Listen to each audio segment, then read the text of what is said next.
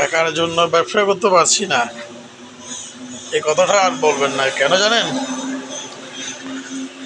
ব্যবসা করার জন্য একটা মানসিকতার প্রয়োজন। টাকা পয়সা সেটা কোনো তেমন ব্যাপার না। আমাদের বাংলাদেশের মধ্যে এরকম অনেক পরিবার আছে যারা 10,000, 20,000, 25,000, 50,000 টাকা দিয়ে মোবাইল ব্যবহার করে, কিন্তু সেই পরিবারে আপনি কাউকে যখন বলবেন যে একটা ব্যবসা করো, তখন সে আপনাকে বিভিন্ন প্রকার অজুহাত দিবে। আমার কাছে টাকা নাই, আমাকে কে কী বলবে, এটা আমার দ্বারা সম্ভব হবে না, আমি পারবো কিনা, লাভ হবে কিনা, লস হবে কিনা। আরে ভাই, আগে তো শুরু করে দেখেন।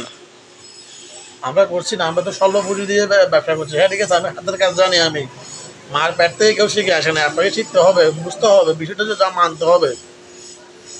আপনি যদি শিখার বুঝে চেষ্টাই না করেন, আপনি কীভাবে সফল হবেন ভাই? চেষ্টা করে দেখেন।